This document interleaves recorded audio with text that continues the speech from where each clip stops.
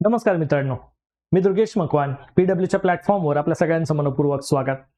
मित्रांनो, राज्यसेवा पूर्व परीक्षेची जर तुम्ही तयारी करत असाल तर या तयारी दरम्यान राज्यसेवेसाठी आपल्याला कोणकोणते टॉपिक महत्त्वाचे असतात या संबंधित एका स्पेसिफिक पॉइंटवर आपण आज फोकस करणार आहोत.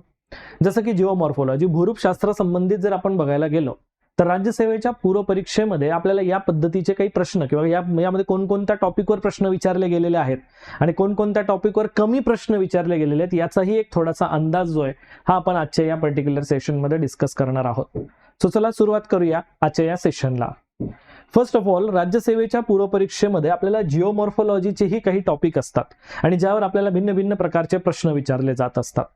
जर आपण या पर्टिक्युलर पॉइंटमध्ये जर आपण सिलेबसमध्ये स्पेसिफिकली मेन्शन नाहीये, बट आपण जसं म्हणू शकतो की आपण कोणकोणत्या टॉपिकवर फोकस ठेवला पाहिजे, तर जसं आपण या ठिकाणी एखादा पर्टिक्युलर सोलर सिस्टीमचा टॉपिक बघत असतो, मग या सोलर सिस्टीम सारख्या टॉपिकवर आपल्याला ग्रहांच्या संबंधित प्रश्न येत असतात, उपग्रहांच्या संबंधित येतात, ग्रहांचं परिवलन, परिभ्रमण या संबंधित आपल्याला मोस्ट ऑफ प्रश्न येत असतात. जर तुम्ही आतापर्यंत PYQ अनालिसिस केलेलं असेल तर यातून आपल्याला ही गोष्ट अतिशय चांगल्या पद्धतीने बघता येते.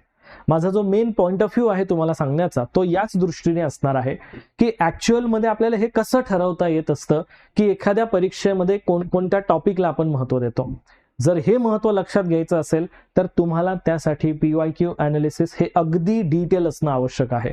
आणि हे PYQ अनालिसिस केल्यानंतर आपल्याला जी माहिती मिळते ती म्हणजे आपल्याला मेन टॉपिक मिळतो, संबंधित त्याचे सब टॉपिक्स मिळतात, संबंधित आपल्याला प्रश्न विचारले जाऊ शकतील असे प्रोबॅबल टॉपिक्स मिळत असतात.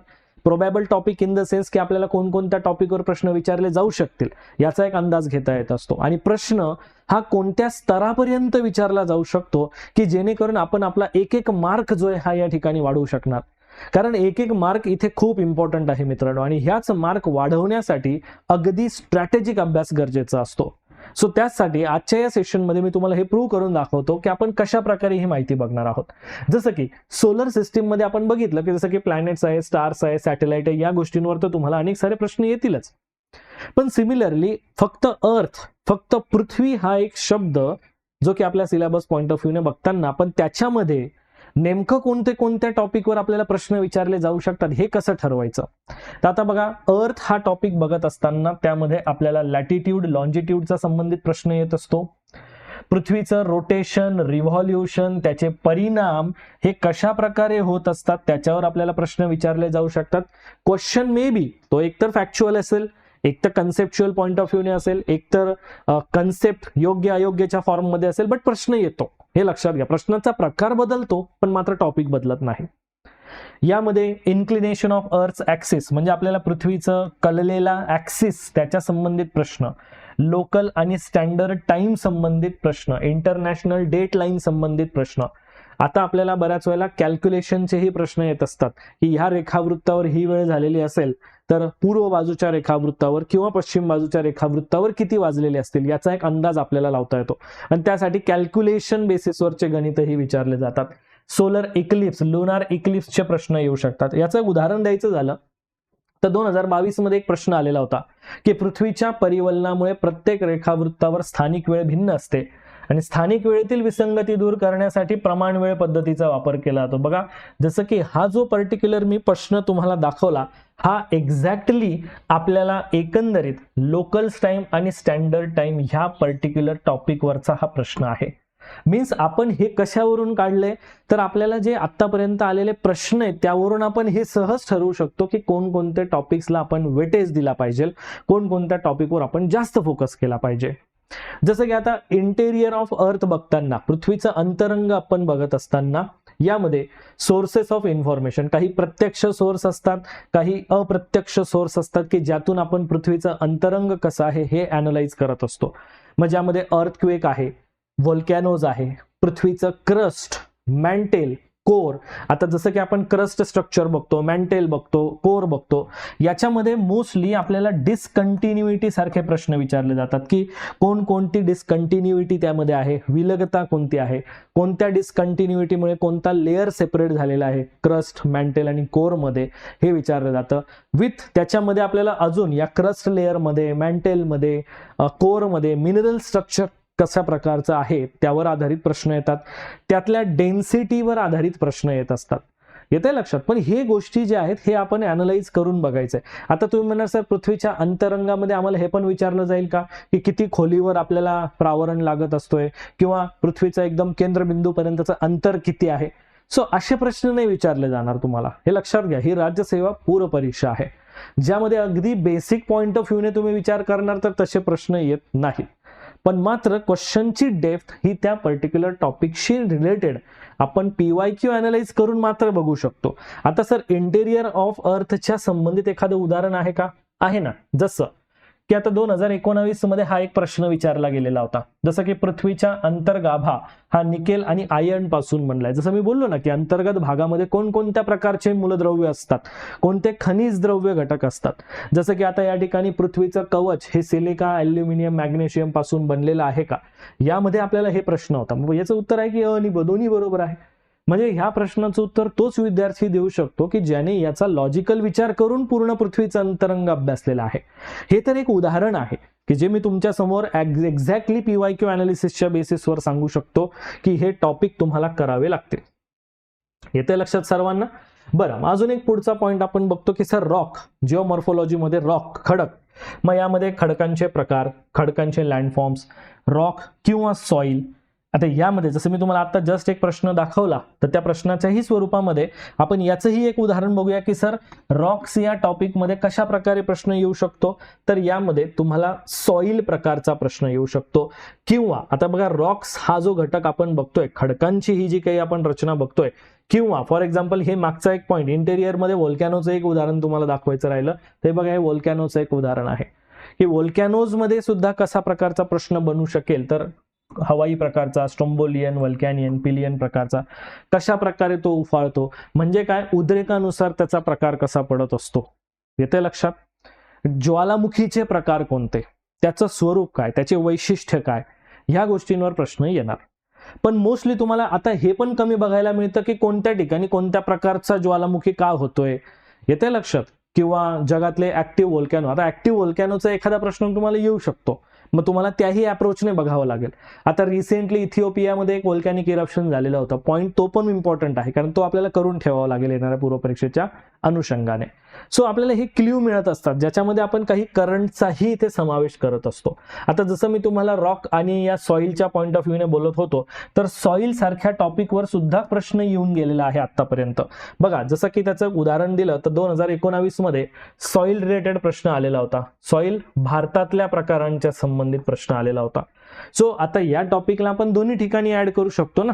मग सॉइल टॉपिक बघताना भारतातले मृदा प्रकार कोणते, ते मृदा प्रकार आढळण्याचे ठिकाण कोणते, सो हे आपण इथे लॉजिकल बघू शकतो. जिओमॉर्फोलॉजीमध्ये अजून काही टॉपिक्स येत असतात, जसं की अर्थक्वेक सारखा टॉपिक आहे. यावर पण तुम्हाला प्रश्न येतील की P वेव्हज, S वेव्हज आणि बॉडी वेव्हज आणि सरफेस वेव्हज, लव वेव्हज आणि रिले वेव्हज याच्यामध्ये काय काय फरक असतो. लव वेव्हज आणि रिले वेव्हज, हा, सो यामध्ये काय फरक असतो. शॅडो झोन काय असतो अर्थक्वेकचा, टाइप्स ऑफ अर्थक्वेक आणि त्याचे इफेक्ट्स काय असतात. इफेक्ट्स मध्ये आपल्याला असंही बघायला मिळतं की सर रिश्टर स्केल मापन कशा प्रकारे आहे, बरोबर की नाही. पण तुम्हाला असा काही प्रश्न त्या ठिकाणी येणार नाही की स्पेसिफिक भूकंप इथे आपण जो झालेला आहे त्याचा केंद्र कुठे होता, आलं लक्षात, किंवा या भूकंपाचं केंद्र कोणत्या ठिकाणी होतं, असे काही प्रश्न तुम्हाला येणार नाही. पण अर्थक्वेक सारख्या टॉपिकवर मात्र कन्सेप्च्युअल प्रश्न तुम्हाला येते की ऍक्च्युअल मध्ये P वेव्हज कशा स्वरूपामध्ये वाहतात, S वेव्हज कशा स्वरूपामध्ये जातात, बरोबर की नाही. बॉडी वेव्हज कशाला म्हटलं जातं, सरफेस वेव्हज मध्ये लव वेव्हज आणि R वेव्हज याच्यामध्ये सगळ्यात विध्वंसकारी लहरी कोणत्या, असे प्रश्न मात्र तुम्हाला येऊ शकतात. येते लक्षात? मग त्यामुळे आपण त्या पद्धतीने अभ्यास करणं गरजेचं आहे. आता याचं एक उदाहरण जर द्यायचं म्हटलं तर आपल्याला दिसतंय की सर पश्चिम पॅसिफिक महासागराच्या किनारी भागामध्ये प्रामुख्याने सागरी गर्ता का आढळतो, ट्रेंच का आढळतो. मग ट्रेंच फॉर्मेशन हे का होत असते, कारण त्या पद्धतीने भूपट्टांची हालचाल होत असते. मग सर ट्रेंच कुठे दिसतील, तर भूपट्टांची हालचाल जिथे होत असते आणि जेव्हा एक भूपट्ट दुसऱ्या भूपट्टाच्या खाली जात असतो तिथे अधोगमन क्षेत्र तयार होत असतं. जसं की सर व्होल्कॅनो टॉपिक बद्दल सांगा, तर व्होल्कॅनोचे प्रकार भिन्न भिन्न प्रकारचे आहेत. लँडफॉर्म्स त्यापासून कसे तयार होतात, याच्यामध्ये कॅल्डेरा काय असतो, बरोबर की नाही, स्ट्रोम्बोलियन, व्होल्कॅनियन, पिलियन, प्लिनियन, बरोबर की नाही. आयलँडिक व्होल्कॅनो काय असतो, कॉम्पोजिट ज्याला आपण स्ट्रॅटो व्होल्कॅनोज काय असतात, शिल्ड व्होल्कॅनो काय असतात, कॉम्पोजिट व्होल्कॅनो काय असतात. सो हे प्रकार करणं गरजेचं आहे, कारण या प्रत्येकाचं एक वेगळं वैशिष्ट्य आहे.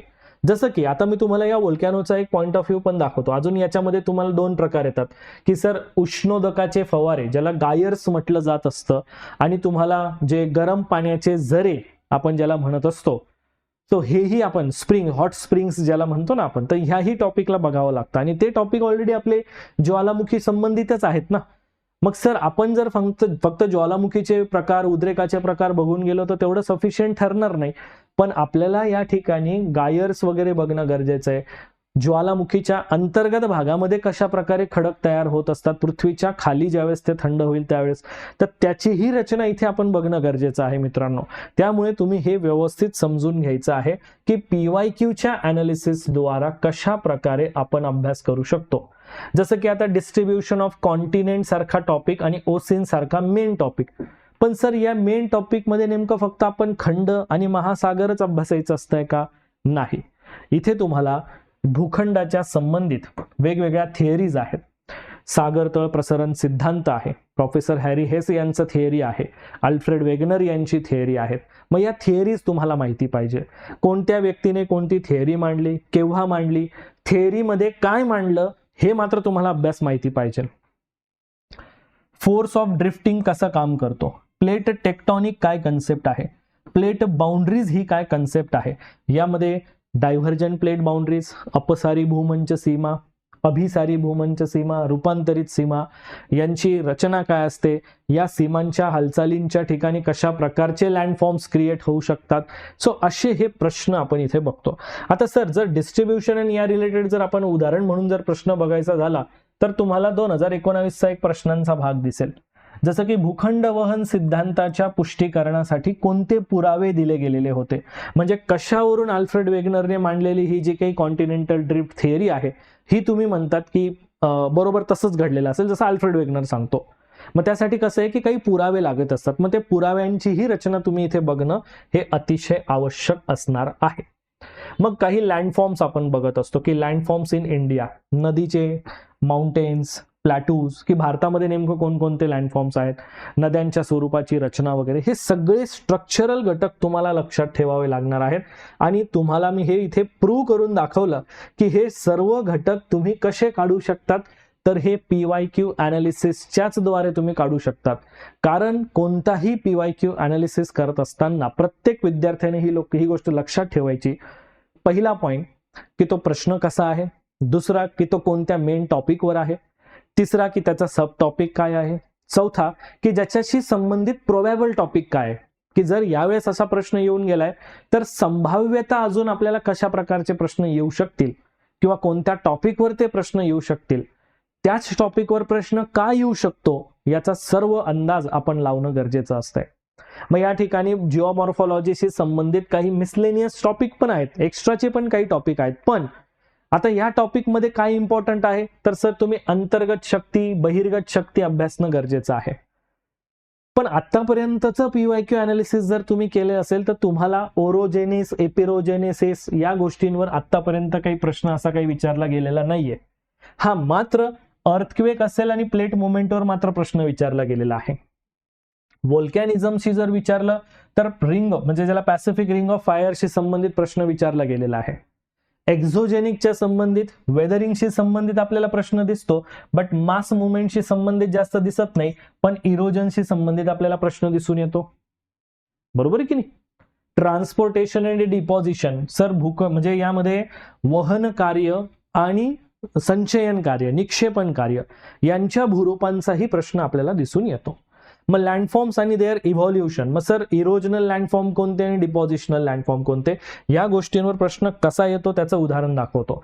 की समुद्र किनाऱ्यावर लाटांच्या अपक्षय कार्यामुळे कोणते भूरूप निर्माण होतात, तर त्याचं स्वरूप तुम्हाला इथे द्यायचंय. म्हणजे तुम्ही जर लँडफॉर्म्स व्यवस्थित अभ्यासलेले असतील तर तुम्हाला अशा प्रश्नांची उत्तरं देता येतील. And that's what I want to say, की जे मी तुम्हाला सांगतोय की जर तुम्हाला राज्यसेवेची पूर्व परीक्षेची तयारी व्यवस्थित करायची असेल तर तुम्ही PYQ अनालिसिसच्याच मार्फत हे व्यवस्थित करू शकणार. कारण PYQ तुम्हाला एक रोड मॅप देण्याचं काम करतील. कोणता टॉपिक कशा प्रकारे अभ्यासायचा. आता हे तर मी तुम्हाला फक्त जिओमॉर्फॉलॉजी संबंधित सांगितलेलं आहे.